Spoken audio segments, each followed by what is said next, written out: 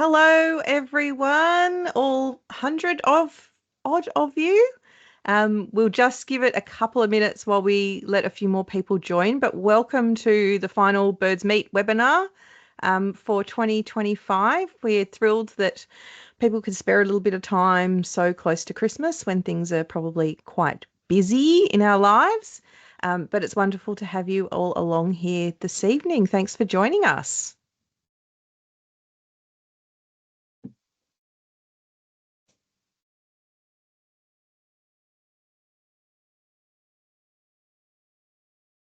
All right. Let's maybe just get a little bit of housekeeping underway. As I said, thanks everyone for joining. If you haven't been to a Birds Meet webinar before, welcome to your first one. The way these sessions work is that you'll notice that you don't have a camera and you don't have a microphone function. These are really quite large sessions, so we're up at 140 people so far, with more to come.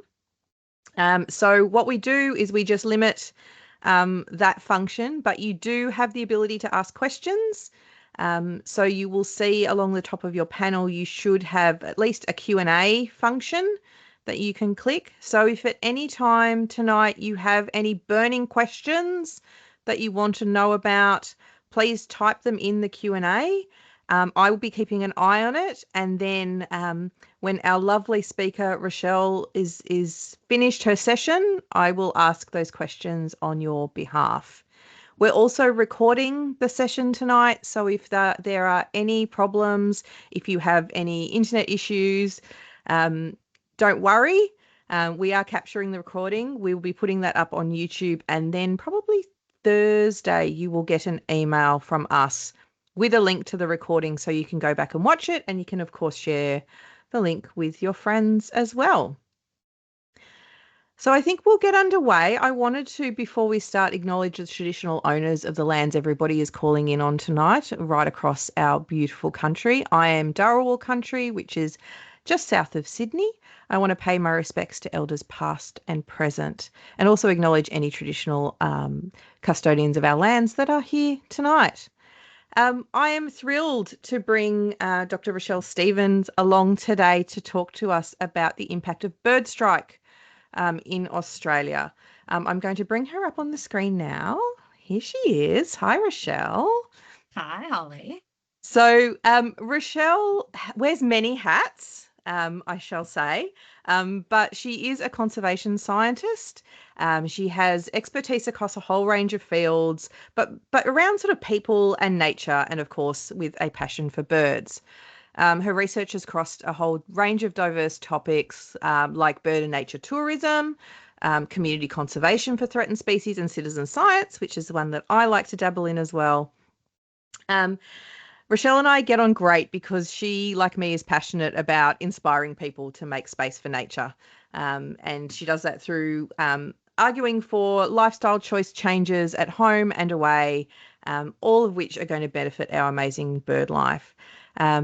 I was really excited when I went to the Australasian Ornithological Conference last month in Perth. Rochelle was on the organising committee, and she gave a presentation about this community reporting of window strikes. And I said, I think we need to hear more about this. So I'm thrilled that she can join us tonight. Thank you so much, Rochelle. And pleasure. I will hand over to you. Cool. Thank you, Holly. And thanks very much to the whole Urban Bird program and BirdLife Australia for inviting me to speak to you all this evening.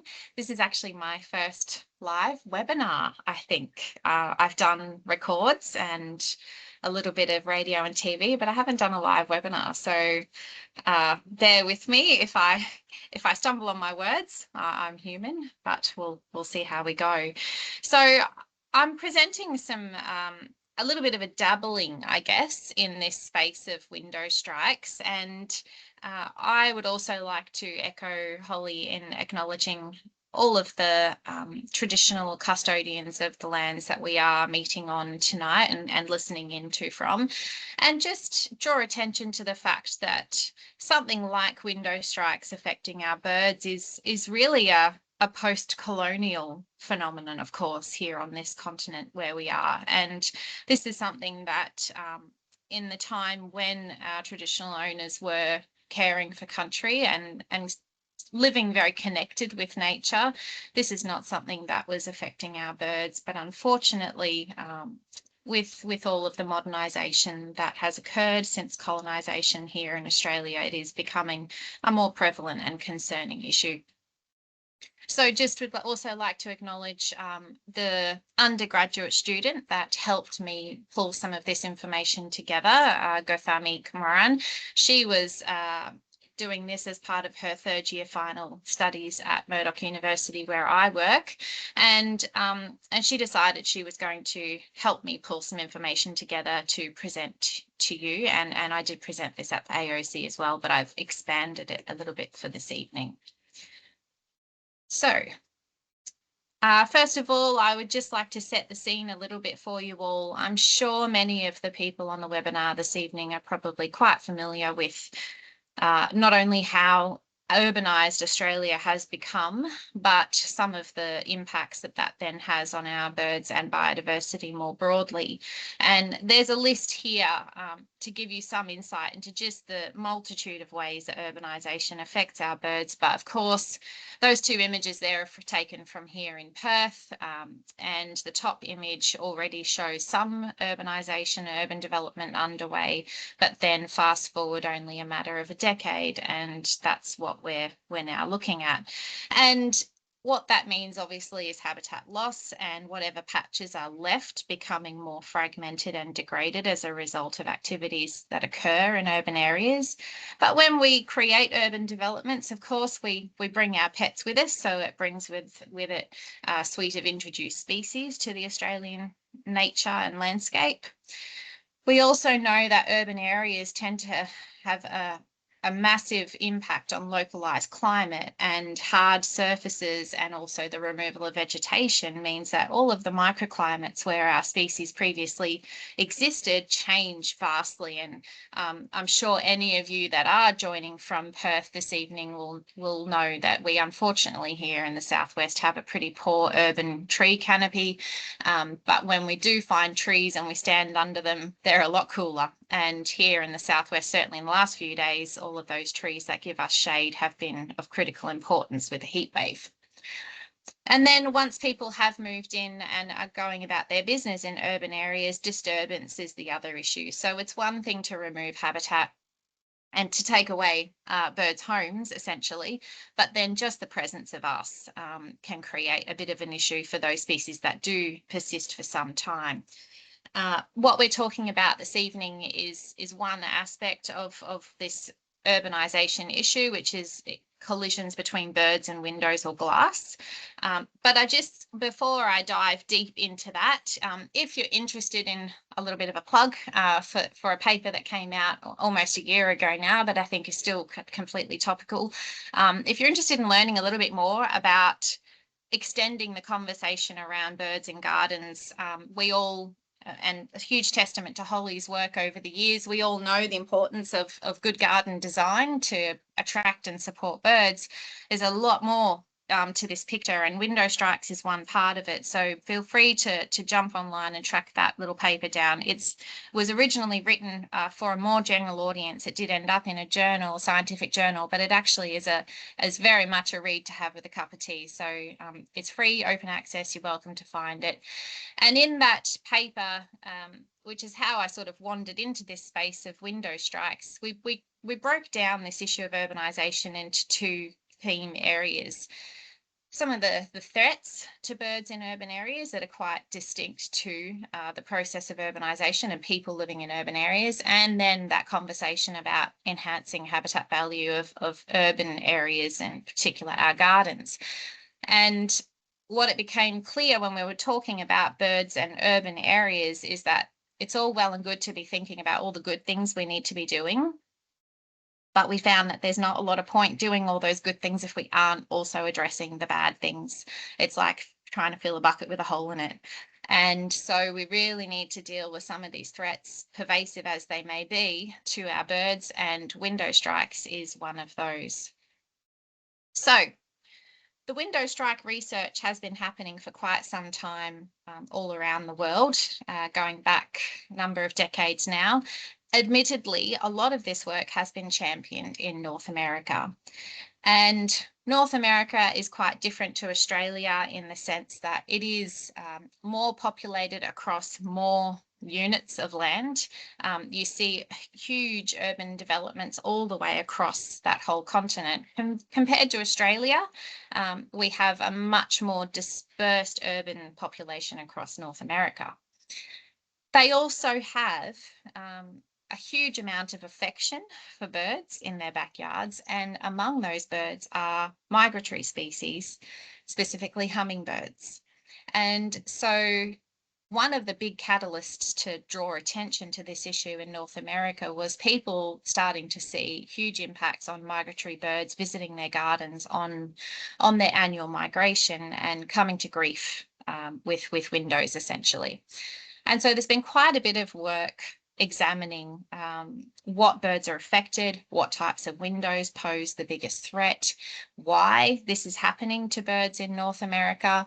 And that image there on the bottom left of that screen, it really, so a picture paints 1,000 words. To a bird that may not be really familiar with that area because it's living there 365 days a year, would look at that window passing through on migration and plausibly confuse that reflection with real open sky to fly in. So when you put yourself in a migratory species wings, so to speak, it doesn't take long to figure out, okay, there could be an issue here where these birds are not familiar with the changes to this particular location. And when you have a reflective surface that looks, for all intents and purposes, like more habitat, essentially, that's how these issues happen. A bird flies into it and often, unfortunately, perishes. So there's been quite a bit of work in North America. Here in Australia, again, a shout out to Holly and her team at BirdLife Australia. So a few years ago now, they did a bit of a broad study. They pulled together information, more than 30,000 records from a lot of wildlife, hospitals, rehabilitators, and museum specimens, to get a sense of, well, how pervasive is this issue in Australia? Alongside car strikes, they also looked at window strikes. And if you are interested in that report, I'm sure Holly can make that happen for you via email. But what that study found here in Australia was that the number one species is rainbow lorikeet, accounting for 15% of the strike events based on those data that they used in that report. And some of that is to do with the fact that we, as the Aussie Bird Count has found previously, rainbow lorikeets are everywhere in Australia. They are hyper abundant, unfortunately so here in Perth, where they were introduced some time ago. So it's a numbers game, right? The more birds we have, and they're highly urban adapted as well, the more birds we have, then it stands to reason that the more the chance that they're going to be impacted by window strike. They also have a really direct flight pattern, and if you've spent much time watching birds in the urban environment, you'll know sometimes rainbow lorikeets can be darting through, and you imagine if they don't see a window in front, and that's it. It's all over, and they have such a direct and fast flight pattern that also predisposes them to being victims of window strike. So one of the researchers that's been a champion of this on a global scale is this Dr. Daniel Clem Jr., an American colleague. He has written a review even in the last 12 months, pulling together all of the available information that we have for across the world.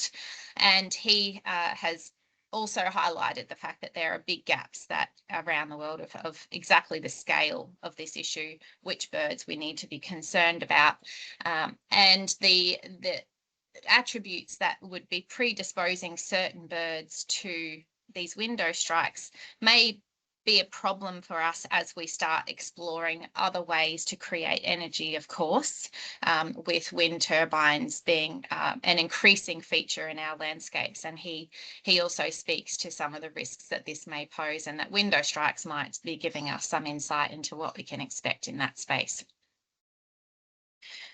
So why would we care about this in Australia, where the vast interior of this continent is not urbanised. However, the urbanisation does continue around all of our coastal areas, and the reality is as well, we have huge amount of biodiversity that lives where we want to live. It is not an accident that we like places the same as many, many species near the coast, areas that experience adequate rainfall to have adequate habitat available and adequate fresh water as well. So this is the issue, is that Australia is still a rapidly urbanising country. And again, in all of our capital cities, I know we're all familiar with that urban sprawl we're seeing on those outer perimeters. But the reality is as well is that we have species that move around Australia. So we have a sneaking suspicion that some species or families are more vulnerable to window strikes. And one of the species that I've got there on the screen is a noisy pitta, which I'm sure many viewers are familiar with. Now, we all know about international migrants, so our shorebirds, our migratory shorebirds, for example. The sound of summer to me as an East Coaster living in the southwest is the sound of all of those cuckoos that arrive from Northern Australia and Southeast Asia. So we have a whole bunch of species that do actually move around this continent. We also have nomadic species that move on much smaller scales in response to food availability. But broadly speaking, we tend to think about, until such time as we spend a bit more time researching this, which there are moves afoot to get more of a handle on the movement of our birds. Until now, we tend to categorise them based on latitude. And within Australia, that means Northern Australia to Southern Australia in spring and summer, but also altitude. And the noisy pitta on the right there is an example of a species that would undertake an altitudinal migration from highlands to lowlands in winter. So for me, being from southeast Queensland, the noisy pitta usually resides up in the hinterland, the rainforest at higher altitudes, but during the winter months will leave and head down down east of the Great Divide and find adequate habitat for the winter period, and then make its way back up there over summer. So this is a phenomenon that, as I said, we're working on. People are very keen to understand more about this, again, because of this potential threat that some of our landscape scale developments may have on these species. But it's also just something that I don't think is well known enough among the general population, that we have a whole bunch of birds that move around this country. And I think really the migratory shorebirds and our summer cuckoos are the two that most people would be familiar with. I'd have no research to back this up, but it's definitely anecdotal based on my conversations with people. So how do we learn more about what people are doing and thinking with birds, with respect to birds, and potentially window strikes, for example? Well, social media is becoming a massively available source of information and insights into what people are noticing in the world around them. And it can be a great spectator sport. As someone who's in way more Facebook bird groups than I should care to admit, it's always really interesting to me observing what people post and what images they post and questions they post in these groups, seeking information. The thirst for knowledge, the thirst for more information is out there, and there is such an appetite for people to learn more about birds in their gardens. And I think this is a huge opportunity that Holly and I are both keenly aware of, that people do want to know more about the birds in their gardens, and they want to do more for the birds in their gardens. So I digress. Facebook, there's a whole bunch of bird groups. on Facebook where people post pictures and potentially ask questions. So I thought to myself, right, well, this could be an interesting exercise for a student to collect a little bit of data for me to answer some questions that I have. So I streamlined it down to 5 national Facebook groups.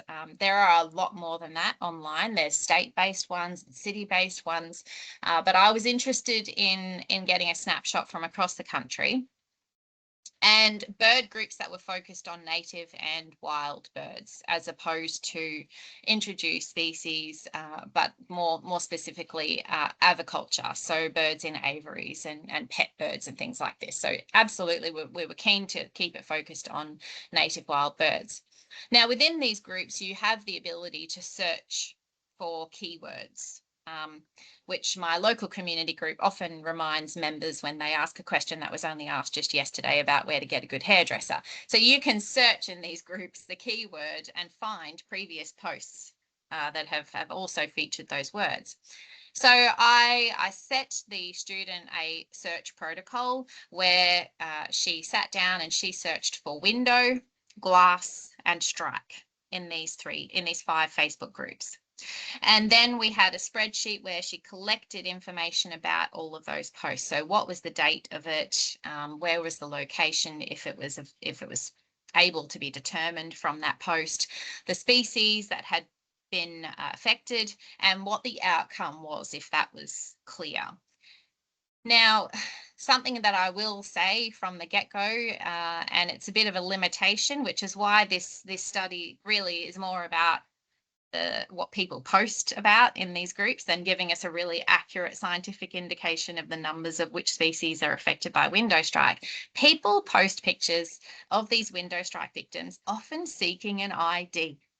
They don't know what the bird is, and they're using social media and the community of those Facebook groups to find out what this bird is that's sadly come to grief in their own garden. So that's where we went. What we found, first of all, that the results that came back on those searches only went back as far as 2019. Now, that could be to do with Facebook's own fencing around how far back they'll let you search. It could also be, and it is definitely in the case of at least one of the groups that I know, only came online from 2022 onwards, for example. So that group had only been around for almost 3 years. But from those reports for the results that we got, 177 strike events were reported across those 5 groups. Of those 177, 30 were fatal. So the bird unfortunately had died upon impact or shortly thereafter. The person has found the bird, taken a picture of it, and posted it in these groups to get an ID on what bird had died. So the other thing that's really neat about this is generally you have a very high degree of confidence as to what species it is because there's a photo, which for a lot of citizen science, you can't always be that 100% sure. So that's also sort of an interesting byproduct of doing this kind of inquiry. 19, we can say with confidence, were non-fatal. And the reason why I've got that there is because those records were posted in these groups by wildlife carers. They are active members of these groups, and they're often sharing the release post-rehab images, which is a nice good news story. 19 of them we can be sure were non-fatal of those 177. 128, I've got the outcome is unknown. The reason being, they would say, for example, I kept it in a box, kept it aside, I kept it safe from my pets, and waited a few hours and then let it go. It came to and I let it go. Or I placed it in a hedge, or I placed it in a tree, and I went back an hour later and it flew away.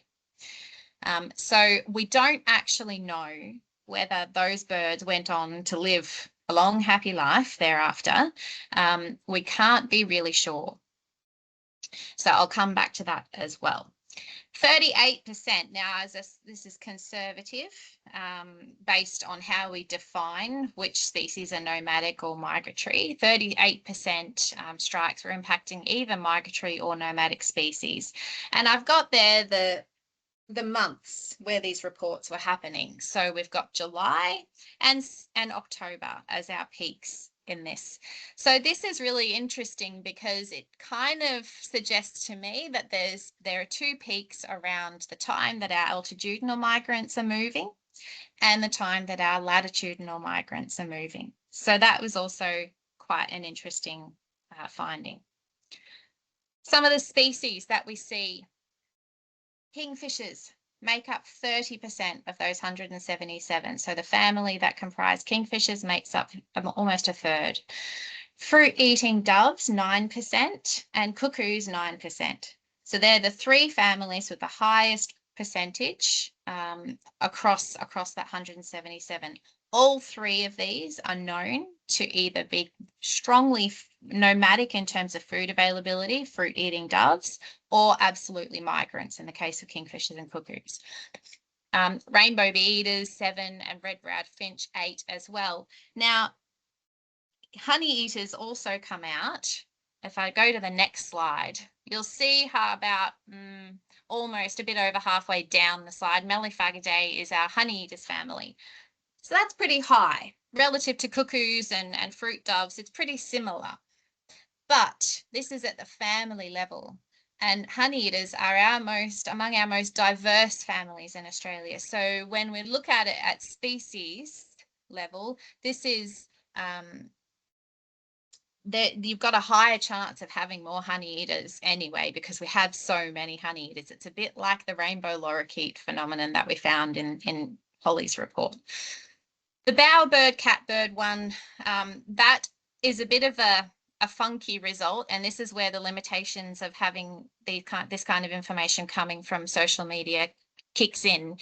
There's a carer in Byron Bay who has had a whole bunch of catbirds and bowerbirds go through her care, and she's posted about them very diligently. So whether this is an actual family effect because of catbirds or bowerbirds being more susceptible, or an artifact of this very active carer and poster, I'm pretty cautious. But I think along the bottom there, that kingfisher result across so many different people and different places around Australia, that speaks volumes. And in the window strikes data that Holly found, sacred kingfishers came out at number 5 as the species affected by window strike. So it totally stacks up based on what we found before on a much bigger sample. And we know that sacred kingfishers undertake a north to south and back again migration down both the east and the west coast in Australia. So this gives me some cause for concern that when we're talking about window strikes, as a family being affected and a single species, kingfishers and in particular sacred kingfishers seem to be affected more. I would love to get a little bit more information and data on this. So what does this information tell us about birds, window strikes, but possibly more importantly, people? First of all, as I mentioned earlier, many window strikes are being reported for species that people are unfamiliar with. They've not seen them in their backyard before, and they sadly turn up dead, or they've hit a window and have stunned themselves. And so they're very keen to know, what is this new bird that I'm seeing in my garden? So I think that this is it's an opportunity and also a little bit of an indictment on how not connected a lot of people are from nature in their own backyards. So we have a bit of work to do, I think, just in broadening the general understanding of the diversity of birds that we have in Australia and how that changes through time, depending on where you are in Australia. And I sort of spoke to it a little bit before, that there's a lot of people that don't realise that we even have kingfishers. The number of people that posted pictures of kingfishers in these groups saying they're a butcher bird was staggering to me. But that they don't know that they move. they move around, that they're not there year round. So I think that this is it's one of those amazing marvel stories. Whenever we talk to people about migratory shorebirds and the staggering distances that they fly, people are always in awe of this. And I think having kingfishers undertake this north to south migration, and that people could potentially see them in their own backyard, that's such an opportunity to have a conversation with people about nature and how amazing it is in this country. It's also a bit of a teaser for when we might need to be thinking about, well, when does the risk level change in my garden?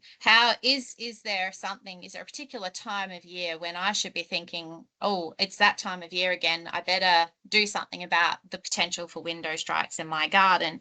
And certainly in places like North America, where this issue has been much more broadly promoted, there's much more familiarity with the mechanisms and strategies that people can employ to try and mitigate, heaven forbid, their much loved hummingbird from hitting their windows, for example. So I think at that time of year, it can be about strategic messaging. It's that time of year again, sacred kingfishers are on the move. What do we need to be doing to try and protect them from window strike? So I think there's some scope there. In terms of our species, certainly some of the results that I've found and Holly has found, that we should be concerned about species that have very fast directional flights in our urban areas, and that goes for relatively sedentary species. So I would think some of the finches, for example, which tend to be a bit more sedentary, seem to have an elevated hit rate in this particular little mini project. And those findings were from multiple places as well. So this is something that's not just happening in one part of Australia, or because there's one particularly diligent poster, for example. Those finch records were across multiple locations. And certainly these migratory and nomadic species, and the sacred kingfisher and the silvereye as well. So silvereyes do undertake relatively shorter movements, aside from the very far southeast of the country, where they are known to fly between Tassie and the mainland. But even elsewhere in Australia, they will move around in response to food availability, and they are also, unfortunately, a species that did come out as a little bit higher risk. So some of the positives I'd like to just finish on. First of all, what's being done to help, and how does that translate on some of these social media posts? I've blocked out the people's names here for their own protection, although the one on the right's a public group, and Rick did choose to sign off his name there, bless him. He'd moved to Tassie, noticed that he'd had 4 window strikes and 2 deaths in 1 week, and did a bit of research and decided to get a white chalk marker, I think, and draw these lines on his windows. And he was very pleased to be able to report to the group that he'd not had any since doing that. So there's these sorts of really good stories that are popping up in these groups. Likewise, information sharing to podcasts talking about this issue, and promoting people to be aware of it and to do something about it. And usually that message is pretty positively received. People really love to be able to learn, okay, great, thank you for sharing that information. I'll definitely put some strategy in place in my home. Likewise, wildlife rehabilitators and people that are aware of this uncertain outcome with birds that seem to recover and fly off. If there's a possibility to catch that bird before it flies off and get it into care, these people are really vigilant at letting people know, next time that happens, please, if you can, don't let the bird fly away. Get it to a wildlife carer or a vet that you know is sympathetic to wildlife, and have them checked over to make sure they don't have any injuries that could actually result in them dying later. And dare I say it, and if you are on this, if you're one of the 248 people on this, thank you so much for being that vocal and advocate for those outcomes. Sometimes it sometimes is a little bit militant, but it's actually really fantastic to see so much passion and concern for the birds that find themselves in this situation, and wanting to support people with the information to try and make sure those birds do actually survive this kind of injury. So that's great. More broadly, in terms of how we go about retrofitting a lot of our urban areas, for example, sadly, this image on the left is coupled with these stickers that you can buy from Amazon. And there was a story that got circulated fairly recently saying these were not effective, basically, at mitigating collisions. So this is not the ideal. The ideal is more along the lines of what you see in that middle image and the right-hand image. And it's about the pattern and having very small distances between the patterns. So I think it's something like less than 10 centimeters or less than 5 centimeters, depending on what kinds of birds you think are at risk in your area. So there is more information about this available. I won't go into too much of the specifics and details, but there is information on BirdLife and other organisations' websites all around the world, to be honest. And that middle image there is taken from Grand Designs in the UK, and there was a gentleman who had made the choice. He was obviously a very keen birder, as so many Brits are, and he'd made the choice to use the glass that you see there, which has a UV pattern impregnated into it, purely to mitigate birds hitting his windows. And it did come at a higher cost to him, which I guess is all well and good if you're on Grand Designs, but to retrofit your house is very difficult with something that's quite cost prohibitive at this stage in time. And so having the strategy like what I showed you before that Rick had used in Tassie, or that image on the right hand side, you can buy these products or you can just get the marker out. The other thing that I'm increasingly telling people when I'm doing outreach during spring, when you have a lot of movement, particularly with these latitudinal migrants, is just give yourself a break. Don't clean your windows. Keep them as dirty as you possibly can to minimize the reflective capacity of the glass. The cleaner they are, the higher risk they pose. And so I'm a big fan of use that time to just watch birds, have a cup of tea, a time that you would have spent cleaning your windows, just watch some birds instead. So there are strategies out there, and it just takes a bit of awareness and engagement with those. That's it from me. A bit of time for some Q&A, and thank you very much for being interested. Amazing, Rochelle. Thank you so much. That was just as interesting as when I saw the session at AOC a few weeks back. That was fantastic. Thank you so much. We've got some time for questions. So if people have questions, please pop them in the Q&A. I know the Q&A wasn't working previously, but I did get it up and running, thank goodness. Jane asked if kingfishers are one of those birds that fly really fast. Yeah, they definitely are. Generally, the only time that I've actually seen kingfishers flying has been when they're going torpedo across in front of me. And it's that quintessential, oh, there goes a flash of blue, and I was never going to be quick enough with my camera to get that shot. So they do, and so they'll do that just horizontally moving through an area. They'll also do that when they're diving to catch prey, for example, out of water, if it's a kingfisher fisher, or coming to ground to grab a reptile. So yep, they absolutely have the directional flight. So it's a bit of a double whammy for them, to be honest, because they're navigating urban areas that are maybe quite new to them, especially the pace at which we're urbanizing, and also have that flight pattern. So yeah, absolutely. And, of course, they will hollow out arboreal termite nests too by flying at them really fast. Yeah. Yeah. So thank you. Jane has also said that she's heard, again, you kind of spoke to this, keeping windows really dirty is a good way to prevent strikes, which is nice and true. I popped in the Q&A, and we'll share the links to when we send, the email of the recording afterwards as well. I'll share these links again. BirdLife has a page on bird strike and how to sort of minimize risk. We also have a brochure, so a downloadable brochure. I popped a link for that too. And that talks about the spacing on your windows. So you can absolutely use the patterns. I noted somebody else in the chat said that they bought the bird stickers from BirdLife. I've just checked. I think they're out of stock. Yeah, Just they looked at the are. e-store. Yeah. But we do have those, but it's more about the pattern, the distance that you place them at. So one or two that just form a bit of a silhouette of like a bird is not going to do anything. It's about having that spacing of about 5 centimeters apart in a repeat pattern. Yeah. That is going to sort of minimize the risk of strike because the birds then see that there's something in the way. Exactly. And that's the nice thing about the chalk marker option. You can just get a ruler out and do that, and it's not permanent. So even at worst, if it's something you only observe happening at certain times of year, then just do it at that time of year. You can wash your windows the rest of the year. But if you're somewhere where you're seeing it year round, I reckon just having that year round is the solution. Yeah, absolutely.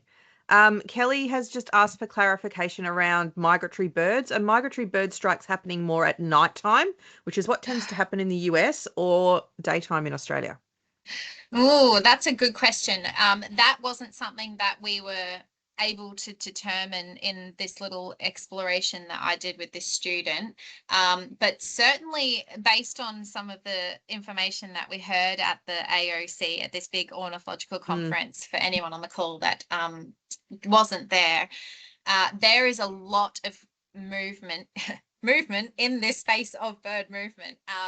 People are starting to realize and tune into the fact that a lot of birds undertake these migrations at night, and that does appear to be the case here in Australia as well.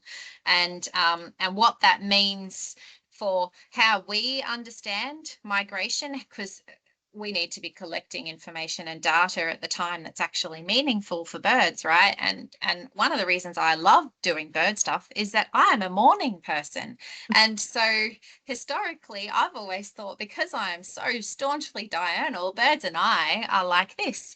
But now it's becoming clear that these nomads and migrants are actually moving at night. And so fortunately, the technology is growing. I am a bit of a Luddite when it comes to AI and the rest of it, I must confess. But gosh, some of the acoustic monitoring and the power that it's going to give us to tell a much more holistic story about bird movement across this country, it's exciting.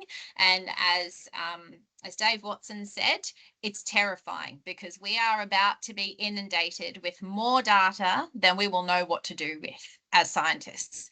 And so it is exciting. Yes, it looks like they are moving more at night. And so in terms of window strikes as well, what does that mean? And how do we mitigate that when you would think that the risk is in the daytime? So yeah, tricky one. Yeah, absolutely. Absolutely. There's been another couple of questions that are quite linked, so I'll throw them in together. So Neil's asked about research on the height of buildings and the propensity for bird strikes. So do we have any understanding there? And then secondly, Judith has asked about urban density and strikes. I don't think, thinking back to our bird strike work, I don't think we got those records of like height when there's been an impact, because a lot of our work was collecting historical data. So it was, a bird has come into care or has been reported dead in care, and so you're not getting that information. But I think the US has absolutely looked at that sort of, because they see those mass migration patterns at night, so they know the moving through cities. Absolutely. And Mike Law, one of the up and comers, I guess, in the owl space here in Australia, or he's well established now. I was speaking to him about this because he's North American. And I was speaking to him about it at the AOC, and he was saying it is carnage in some of the cities, in the big cities in North America. And cleaners would be arriving at a building and the whole sidewalk is covered in dead birds from the night before. Now, I just I don't think, my gut doesn't tell me that we're at that scale yet in Australia, fortunately. Certainly, we don't have a city like Manhattan, but it's just something that we haven't looked at. And so it's more research, really. We need more research in this space. We need to be, for example, asking people that are cleaning our sidewalks in our cities, how many dead birds are you finding in a week? What birds are you finding in a week?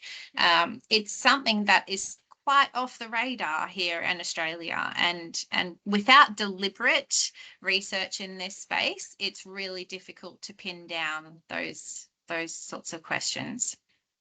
Yeah, absolutely. Totally agree. It's we just don't have the insight yet, really. It's that whole new area of research to be done. Somebody else has asked about didn't think it would be that difficult to develop a film that could basically be put onto windows that's not reflective but doesn't change the view from the inside. I think there are variations around. I know that there is some what they call bird-friendly glass um, that was developed overseas, and I think you can buy in Australia now. I'll have to dig out the name of it. There's probably a few products since I last looked at it. I don't know how much they've been tested in Australia to know how effective it is. We have, different UV light levels and things that could be having an impact on what birds can actually see. But yeah, so there are these sort of products available, but yeah, not widely known yet in Australia. And I think it's something as well that if people are either considering buying a house off the plan, considering renovating, putting another level on, they need to be speaking to their construction personnel. They need to be speaking to their builders, their architects, and saying, well, what products do you have access to that have this in mind, that are bird friendly, and going to mitigate this risk?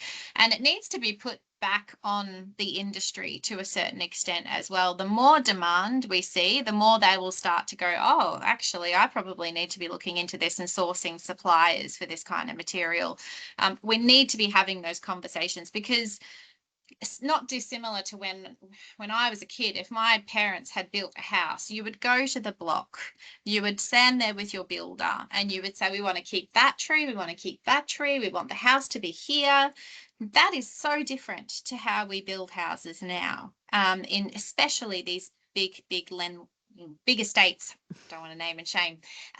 So it's very different, but I think you can still have those conversations with your project managers, your builders at that planning stage, and say, this is the stuff that matters to me. In the scheme of things, if you're spending $300,000 to build the house, what's another 10 or so on the right kind of glass for birds? So yeah. So we've got a few more minutes. We'll just keep looking. There's some great comments coming in. So someone's commented that they stayed in Singapore at the Manday Wildlife Resort, and their strategy to avoid bird strike was actually growing plants that hang down over the windows. So again, yes, I guess blocking that view, greening up the space too, which is also always very nice. It's a bit of a balancing act. If you're going to do it, you need to make sure it's really well and clearly obvious, so the birds aren't thinking they can fly through the veg as well, potentially. Yeah. Cohen has pointed out that the BirdLife anti-collision stickers are in stock. So they're not showing up on the main page that I was looking at, but they are there, and he has popped the link in. So thank you very much. I'm glad that they still they've got them back in. Excellent. Is express post an option? That sounds like a great stocking stuffer to me. I know. I reckon we hopefully sneak it in. If you're being asked what you want for Christmas, that's the link you need to send people. We've had a question about feeding birds. I might come to that one in a little bit. I'll just go up to the next one, which is around this person has had several birds coming into care after collisions with glass pool fence panels, especially in the hotter, drier months. Yeah, I guess absolutely. When we're talking about bird strike, that covers a whole range of topics. It's not necessarily just glass. I mean, here we're talking about glass strike, but it's window strike, and it is absolutely balcony glass, pool glass as well. Yeah, for sure. I must confess that a couple of the red-browed finches that I captured information for, it was pool fences. Yes. Yeah. And that tracks with the height that they fly at, right? But also, as a person who was a very clumsy child, I feel like I would have benefited, because I was before glass pool fences, but I would totally run into a pool fence if I could. So for child safety as well, I think we need to have things on this glass to make it really clearly visible, because I could see that being a bit of a challenge for me. Yeah, absolutely. So somebody else has put a great comment in around migratory birds often being under attack by birds like magpies and currawongs. So that might account for the higher rate. Absolutely. I've heard anecdotal stories of butcher birds actually deliberately chasing smaller birds into glass. So they hit the glass and they're either killed or stunned, and then the butcher bird swoops in. Brown goshawks too. Yep. Yep. They worked that out. So yeah, they're not silly. Yeah. And mesh exterior sun blinds work well, so you can still see out and the birds are not seeing reflection. And reiterated that when you've got a strike event, to keep dogs and cats away from the bird until you're sure it's recovered. Absolutely. Yeah. Someone else has said, is it safe to touch birds alive or dead? Do they carry diseases, bird flu? What's the best thing to do when you find an injured bird? So it's Simon. That's a good question, Simon. Especially in light of, raised risk of bird flu now. So we always advise that people, if you have to handle a bird, you do it as quickly as possible, minimizing stress. Gloves, etc., if at all possible. We don't have any record of bird strike on the mainland in Australia yet, but that's not to say that it won't be here. And there are, of course, other diseases that can come from handling birds, so keeping yourself very sanitary. If you are at any time unsure, please just contact your local wildlife rescue, and they will be able to either advise you or come and do it themselves. If you do get a bird and you are handling it, please don't handle any raptors or birds of prey. Very sharp talons. You don't want to be going near them.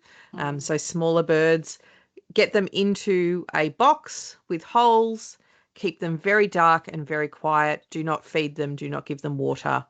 Keep them as calm and quiet as you possibly can, and get them off to a wildlife carer or an avian vet. Yeah. That's it. And just don't be tempted to do the patting and stroking thing. No, absolutely not. Make sure you're washing your hands, etc., very, very well, of course, afterwards. Jane's asked if any cities or nations anywhere in the world insist upon bird-friendly glass on new buildings. Canada, I'm going to look it up. There are some cities in Canada that do have restrictions or conditions in place upon bird-friendly glass in their cities. I will look that up and send you through a link. Let's have a look at the next question while I dig that up. Is it more dangerous for bird strikes to have gardens or shrubs near windows? How far from the windows would be best for the birds? So on our brochure that we've got, we suggest keeping a little bit of distance from the veg to your windows, because if you're drawing the birds in too fast, then potentially that's a risk. Of course, if you've got bird baths, keeping them again away from windows, so keeping them 10 meters or so away from a window, not sort of right on top of it. So that bird strike brochure that I've got, I will pop in to the chat in that question for you as well, and then people can find it. So that's got the sizes of the decals and things as well, as where to sort of position your vegetation and your things like bird baths if you've got them. And then Sue's put in the Bird Mapper platform for reporting instances of strike as well. Okay. Awesome.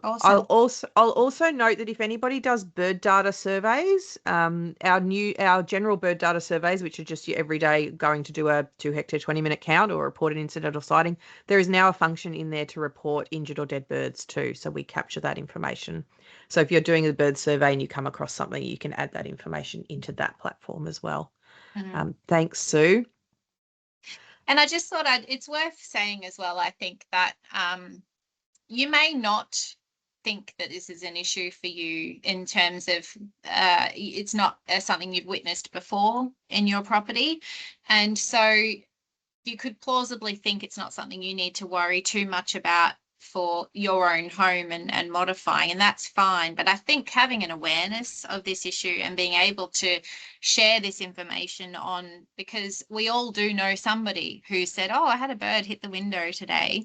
Having being armed with really good information is really valuable, and please be willing to be our ripple effect in those conversations as well. But also be aware of what's happening around you in the broader environment, because big shifts or big changes in the landscape around you could mean that it wasn't an issue for you before, and then all of a sudden you have birds turning up hit in your garden because there's been a large patch of habitat cleared nearby, or something has changed. So I think it's something to be aware of, in the sense that you may not need to stress about it as an individual too much. Where I am, I'm in a little villa in the middle of Perth. I'm not a thoroughfare for any birds really.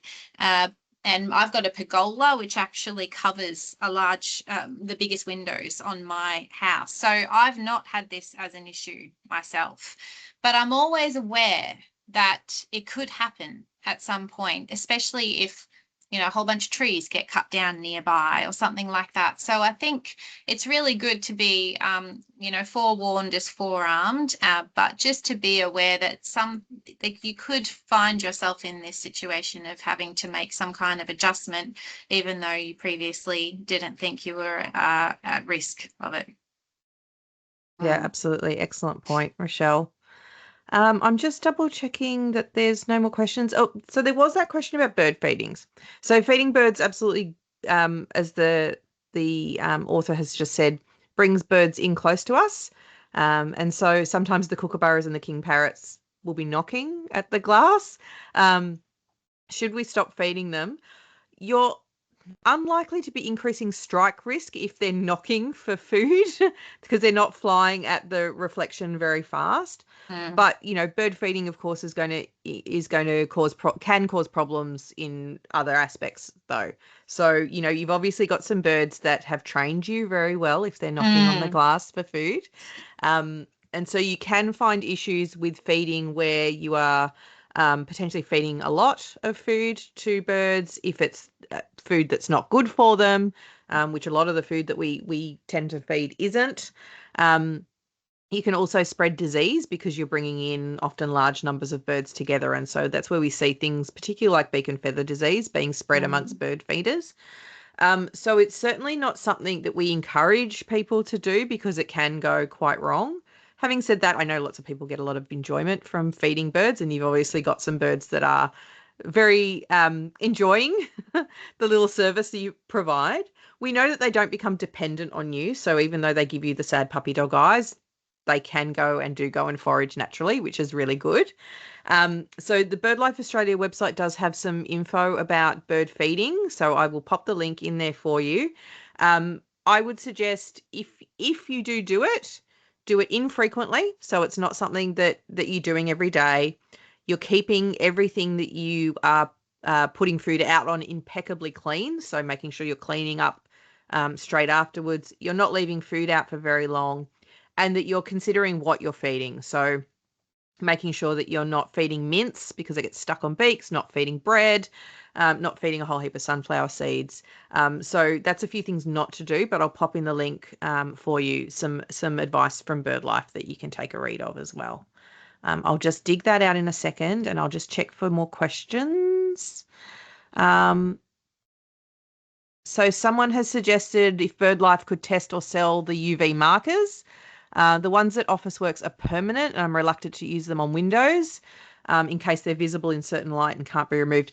Excellent point. I know there are a host of different UV markers available now. Some of them are permanent. Some of them require multiple uses. Like, every time it rains, you've basically got to go out and redo your windows. Yes, something that absolutely needs to be tested and better understood. I'll add it to my list, I think, maybe. Yeah. That might be my Christmas holiday activity. Oh, it sounds like a good student project. For yes. Sure. And Belinda said that she was distressed when they had a kookaburra hit the window, became very docile and sat on the deck with its head down, contacted our local wildlife carer, and the kookaburra had a broken neck. So it's absolutely a real threat. They love their wildlife and were very distressed. Yeah, absolutely. It is a really, really horrible occurrence, and it happens, as Rochelle was saying, probably more than we actually realise, because it is those sort of one-off events scattered all over the place. So yeah, it's certainly not pleasant at all. No, that's right. And that's it. It's all very conservative, as the report that you had come out a few years ago, Holly, and this also speaks to, it's a totally conservative estimate, because there's Oh a yeah. whole range of strikes that go unreported. So we don't know what the fate is for the ones that fly off. We don't know how many just get put in the bin, and nothing is ever mentioned of it again.